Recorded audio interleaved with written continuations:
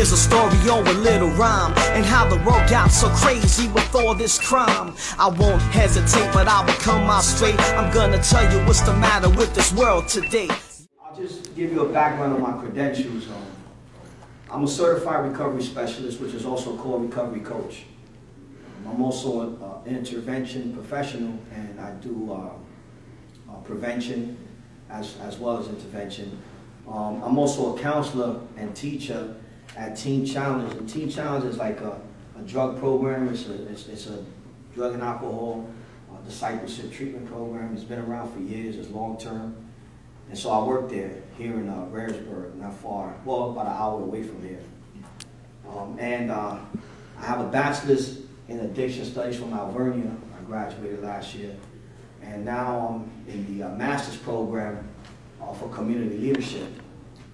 And I'm an advocate for drug prevention, and I'm an advocate for giving that message. So with those credentials, you know, I've been able to speak in different schools.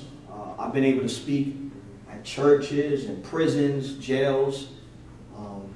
And it's ironic because I would have never thought that I would be doing that myself, you know, doing what I'm doing now, when myself was addicted to drugs and alcohol. I'm 41 years old right now, and I got 5 years and 9 months of sobriety. Thank you. And I don't compromise. And I'm not selfish either. I'm not selfish about it because I wouldn't be standing here telling you about what I am and who I am and where I've been. Growing up, I'm from the Bronx, New York. And I want to say that I started to dip and dab and experiment with drugs when I was very young. Very young. And it was because it was prevalent. I grew up in an environment where my parents were young and they got high and they used drugs. And partying and all this was normal. So as I got older, you know, I had to witness my parents and their addiction, okay? And it wasn't no joke. It wasn't no joke having to see my mom go through her addictions with heroin and her addictions with other drugs, and my father's addiction with alcohol, you know? And growing up, and my escape was the streets. See, as a little kid, it was okay to hang out in the block. After I graduated from LaGuardia, I was able to do a surgical technician course, and at that time I became an office manager, and things were getting better. The problem was that my addiction increased. The more that I was hanging out in those bars, and the more that I was hanging out in those other places and after hours and such, my addiction got worse. It got so bad that I wind up losing my jobs, and even when the union would try to help me get a job, and I'm skipping a lot of stuff only because of the time, and I think that what I'm talking about really pertains to what we're doing here. Just to know, to show you that what was the result of my addiction. Losing my job in the hospital was my last job that I had before I got into my recovery. Lost my job in the hospital, and I worked so hard to get to that hospital. I was working in New York Columbia Presbyterian Hospital.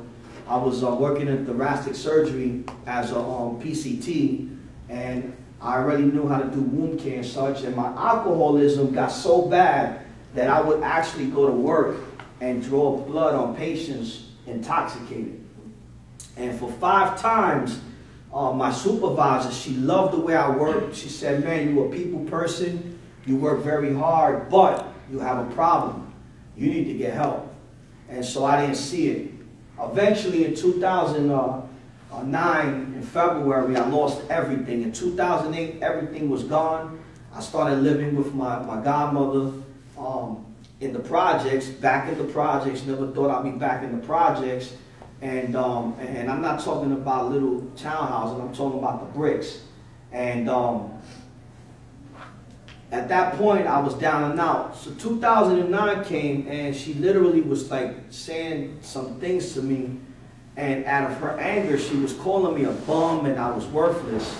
And I didn't realize that she was telling me the truth. She was talking the truth. I was a bum. I was worthless. I lost everything. I was 34 years old at the time, and what did I have to show for? Nothing. Only what was left in my storage. Well, I eventually, listening to what she was saying, I was crying. Men do cry. And I was crying, and I picked up the phone and I called my uncle and I said, you know what, Theo, uncle, I need help. I need help because I have no control over this addiction. Okay, I'm drinking, I'm sniffing cocaine, so I called him and he helped me. He helped me. My Uncle Rodney helped me. He said, I got a place for you, Teen Challenge. I was like, Teen Challenge, man, that's for teenagers, man, I can't go there. Turns out that the name says Teen Challenge, but it's really for adults as well. So I went to Brooklyn Teen Challenge, came up here to Rarensburg, graduated, did 6 months as an ETP, a year as an intern, started college at Alvernia. I did 2 actually courses at Valley Forge. Went to Alvernia. I graduated, like I said, with my bachelor's in addiction studies. I'm working on my master's. I got married to Kathy. All right? I got married, and that was long and hard, but it was worth it. It was worth it. It was worth it because I'm not the person I was. Thanks be to my higher power that I was able to maintain and walk the walk, not just talk the talk. Okay, because today I walk it out. Set free, released, chains broken.